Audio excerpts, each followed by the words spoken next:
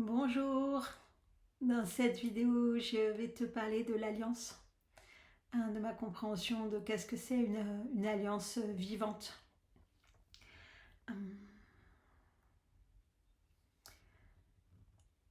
L'être humain, il a une double nature, enfin, il a même plus qu'une double nature puisqu'il a une nature multidimensionnelle bien sûr, mais là je parle d'une double nature au niveau véritablement de l'existence de l'expérience humaine qui est une nature à la fois individuelle et collective. Au fil de notre évolution et de notre chemin,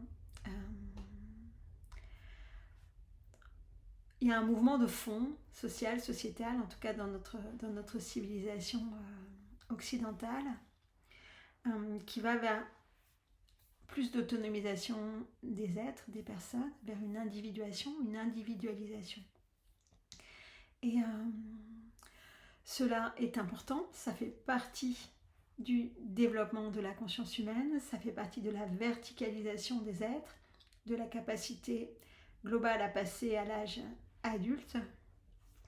Et en même temps, il y a de très nombreux risques et écueils dans ce passage.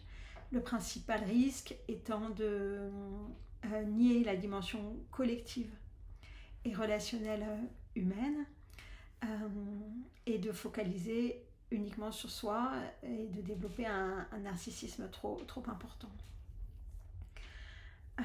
Et un sentiment de solitude accru.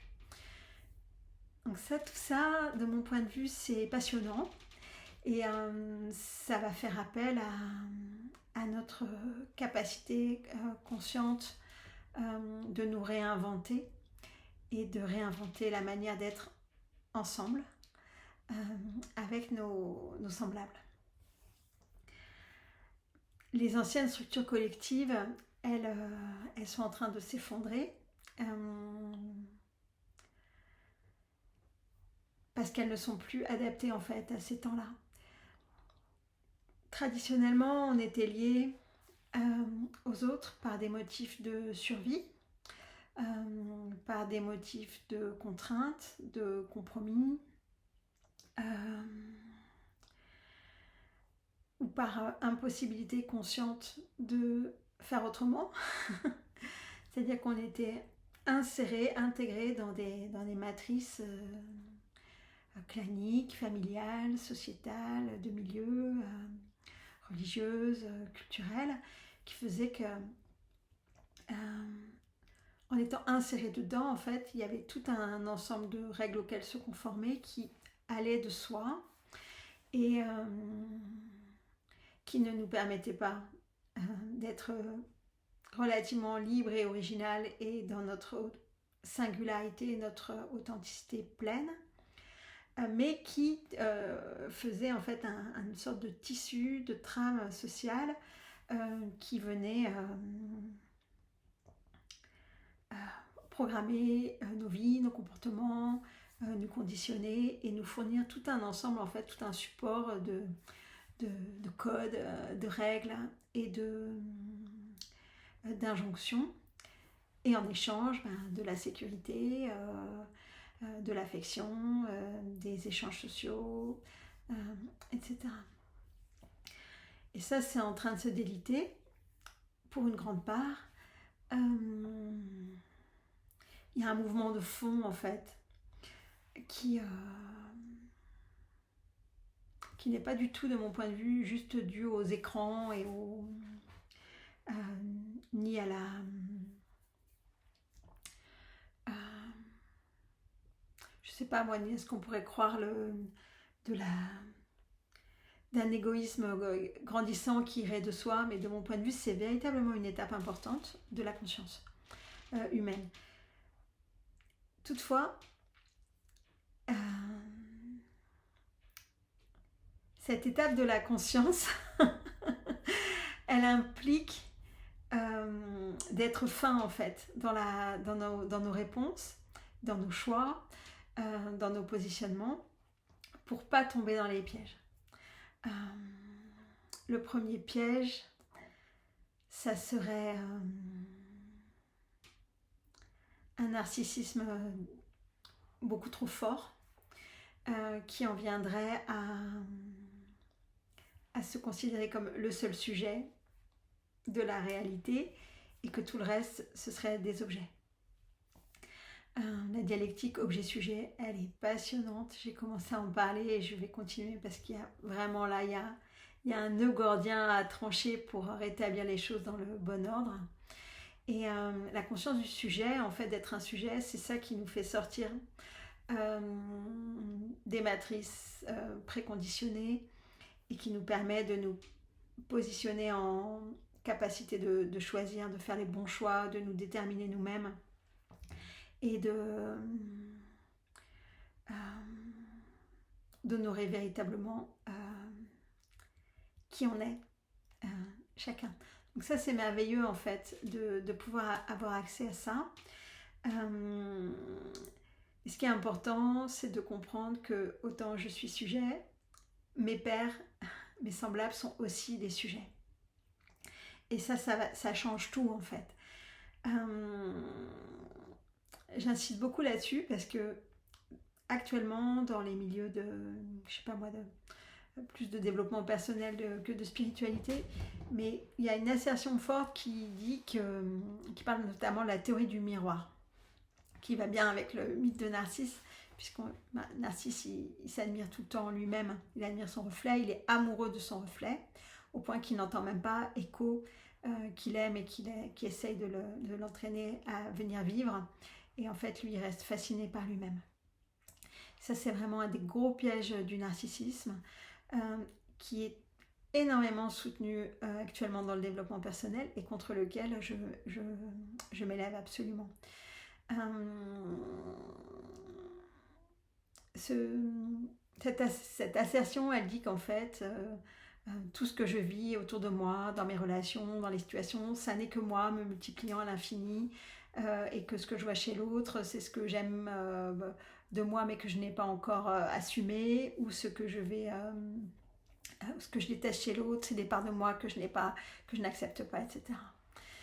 Alors, il peut y avoir un fond de vérité là-dedans, hein, ça c'est certain, mais c'est une vérité toute relative, toute partielle et temporelle en fait. Au-delà de ça, qui est une portion à prendre en compte à un moment donné, les autres, ils existent réellement. C'est réellement des sujets et ils sont réellement uniques dans leur propre configuration, leur propre signature, leurs propres harmoniques.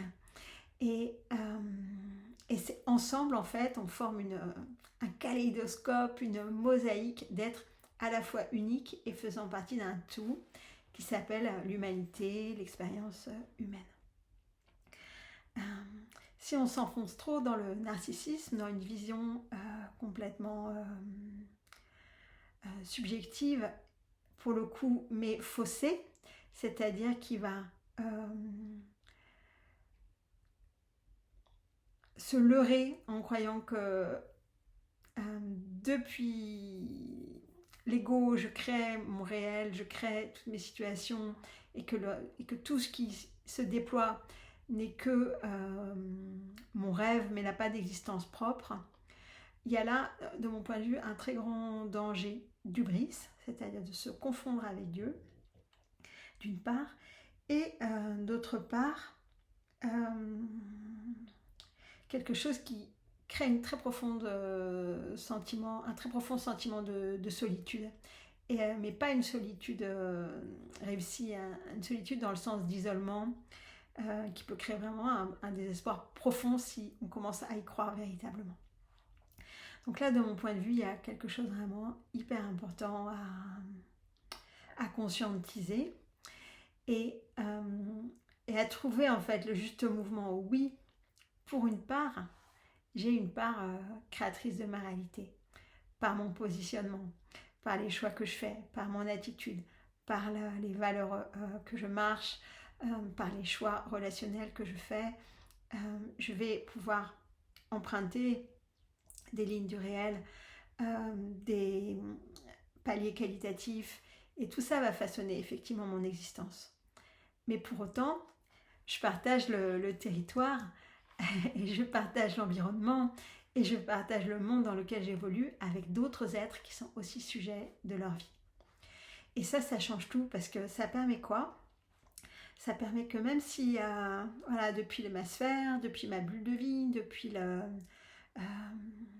ce mélange unique qui est mon existence, qui est un mélange de réel objectif et de rêve subjectif, et ben, j'ai le moyen d'entrer en connexion, en fait, en contact avec d'autres êtres qui sont eux-mêmes dans leur propre bulle, et on va pouvoir se retrouver à plusieurs endroits, en fait, et on va pouvoir se retrouver à la fois à l'endroit du réel objectif, c'est-à-dire quelque chose qui est en accord entre nous, un accord sur le réel, que va fournir à un moment une matrice sociale, une matrice sociétale. Il y a des accords de base sur qu'est-ce que c'est le réel, selon les sociétés, selon les contextes. Et on va pouvoir aussi se rencontrer d'abord sur nos résonances, sur des endroits de jonction entre nous avec des harmoniques complémentaires, des points communs, ce qu'on appelle des atomes crochus. Et à cet endroit-là, en fait, nos deux bulles vont pouvoir rentrer en contact, trouver un point d'accroche, et on va pouvoir avoir une rencontre avec quelqu'un. Ça n'est possible véritablement que si on sort de la croyance qu'il n'y a que nous qui existons et que les autres sont des objets à notre disposition pour nous connaître nous-mêmes, pour qu'on puisse s'en nourrir, pour qu'on puisse se comparer à eux, qu'on puisse s'en servir, etc. Toute cette distorsion-là qui est issue du monde matérialiste, consommationniste, capitaliste, en fait, mais vraiment, ça nous met à côté de la plaque. Donc la première chose, c'est déjà considérer l'autre comme un sujet qui est à la fois mon semblable et en même temps complètement différent, complètement unique et différent. Et ça, l'astro, entre autres, mais l'astrologie, c'est formidable pour ça, parce que quand on commence à plonger dans cette science et dans ces cartes, on voit combien chacun, en fait, a des paramètres complètement différents et qu'on a des zones de résonance où on va pouvoir vraiment se rencontrer, se comprendre, et des zones de dissonance où potentiellement ça va clasher, et aussi des zones où on va jamais pouvoir se rencontrer depuis l'espace premier, parce qu'en fait il y a pas de point de jonction, c'est trop différent. Et ça, c'est fabuleux quand on capte ça, parce que l'autre devient un mystère, un univers, et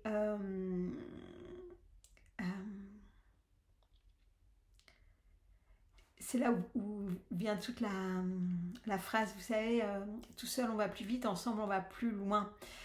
C'est-à-dire qu'il y a quelque chose, quand on accepte de considérer l'autre véritablement, et qu'on pose un peu ses armures, etc., et on détend son système de défense, et qu'on accepte de rentrer véritablement en connexion avec un autre, en fait, il y a tout l'univers qui se met en branle depuis cette connexion véritable. C'est très rare, les connexions véritables, parce que la plupart du temps, on est piégé dans des matrices de drame dont je vous ai parlé dans d'autres vidéos, où en fait, on rejoue des scénarios déjà préfabriqués, mais on n'est pas en connexion réelle, en fait. On est en train d'interpréter des rôles, mais on n'a pas véritablement ouvert notre porte interne pour faire la jonction avec le monde de l'autre, et pour pouvoir en fait véritablement y créer une alliance.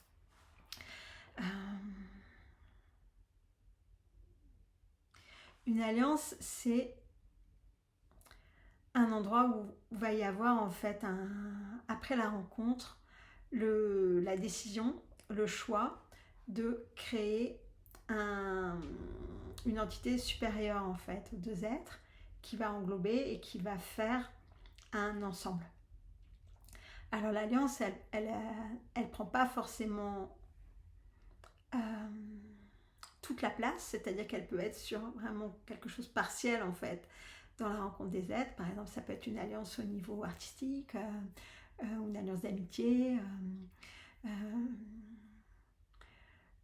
Si on prend là des cas humains, parce qu'après on peut aussi avoir des alliances, on le verra en astrologie, vraiment faire alliance avec les archétypes qui nous habitent.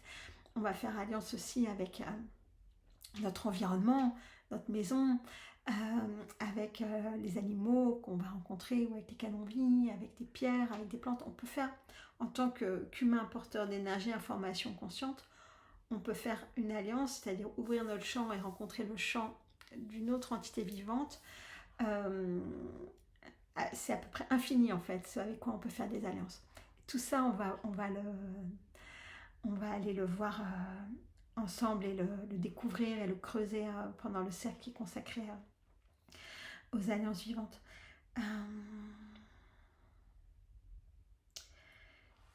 Ce qui me semble vraiment fondamental à comprendre, c'est avant tout qu'il faut qu'on réinvente. C'est-à-dire qu'on peut plus se baser sur les anciens systèmes, parce qu'ils sont en train de disparaître. En fait, les matrices, là, elles s'effondrent, elles sont trop tendues, elles sont plus valables. Et donc, nous, on est un peu entre deux. C'est-à-dire qu'on est à la fois en train de devenir chacun des individus qui se connaissent, qui honorent leurs mouvements, qui se respectent, qui ont à cœur de défendre leur intérêt propre. Et en même temps, si on reste juste là-dedans, comme je vous disais au début, on n'est que des demi-humains. Pour être pleinement humain, il y a aussi bien sûr la connexion divine, mais pour être pleinement humain dans la sphère horizontale humaine, il faut pouvoir se lier à du collectif, qui est du lien, et si possible du lien qualitatif. Donc là, on a tout ça à réinventer. Alors, j'ai appelé le cercle Alliance vivante, parce que de mon point de vue, la vie, c'est le critère absolu pour être sûr d'être dans la bonne direction. Donc, vivant, ça veut dire quoi par rapport à une alliance? Ça veut dire que c'est investi véritablement par les êtres qui participent. Il y a un engagement, il y a une joie, il y a une stimulation, il y a un endroit d'accord profond. Et pour ça, ça nécessite de la communication, de poser un cadre, de savoir pourquoi on est ensemble, vraiment délimiter à quel endroit en fait on se retrouve et pour quel objectif. C'est aussi tout l'endroit qui va nous enrichir mutuellement. C'est un endroit gagnant-gagnant, une alliance vivante. Et c'est un endroit où on va prendre en compte les différents niveaux d'intérêt. C'est-à-dire on va garder bien sûr son centre et la prise en compte de ses intérêts individuels, mais on va aussi tenir compte des intérêts de l'autre engagé dans l'alliance et tenir compte de l'intérêt global de l'ensemble qu'on a créé. Et tout ça, ça nous permet en fait d'ouvrir sur un tout nouveau terrain où on va créer en fait des espaces d'être ensemble qui ne sont pas issus d'anciennes matrices, mais on va s'autoriser et s'investir dans le fait de créer nos propres contrats qui correspondent véritablement à ce que maintenant on sait nous-mêmes de qui on est depuis notre individu. Et pas se faire imposer des contrats types ou conditionnés ou reproductifs. Donc ça implique évidemment de bien se connaître. Pour ça, comme je vous disais, l'astro, c'est vraiment un moyen super. Et dans le cercle qui va avoir lieu, donc les 1, 2, 3 et 4 mai à Runa, je vous invite à venir participer. On va aller en profondeur voir ça pour que chacun d'entre vous, à partir de votre thème, vous compreniez bien votre mouvement, vous compreniez quels sont vos besoins relationnels, comment vous êtes en relation, quel type d'alliance vous avez envie et besoin de créer. On va vous connecter à vos alliances, à vos archétypes astro, afin qu'ils puissent vous aider à être encore plus vous-même et à mieux vous comprendre et puis à être d'autant plus clair en vous, ce qui permettra d'être d'autant plus clair avec les autres. Et on ira voir aussi sur vos parcours en fait, quelles sont les alliances qui vous correspondent, quelles sont peut-être vos difficultés passées à ce sujet, de manière à pouvoir aller harmoniser, mettre à jour, actualiser. Ça va être d'autant plus formidable que complètement aligné avec le temps, puisque ce sera le temps de Beltane, donc c'est une fête celte traditionnelle. Donc, à Runan, où on fera le cercle, c'est en Bretagne, hein, donc en territoire traditionnellement où les Celtes ont été très forts. Et cette fête de Beltane, c'est la fête des alliances. C'est un moment où à la fois on fait les nouvelles alliances et où on va aussi actualiser les alliances. Pour qu'elle reste vivante, une alliance, elle n'est jamais acquise en fait. Il y a quelque chose où l'engagement doit se renouveler, où le contrat doit s'affiner, s'actualiser. Et Beltane, c'est ce temps-là qui permet de maintenir nos endroits d'engagement mutuel sains, vivants et nous correspondant encore. En fait, ça s'actualise dans le temps. Donc c'est tout ça que je vais vous inviter à découvrir, à creuser, à intégrer et pour que vous captiez comment ça vous correspond véritablement et par où vous allez passer en vous pour aller ensuite mettre au monde des relations saines et des partenariats qui vous correspondent véritablement à tout niveau en fait. Voilà, donc bienvenue dans cet espace. Je me réjouis de vous accueillir les 1er, 2, 3 et 4 mai. À bientôt. Merci pour votre attention.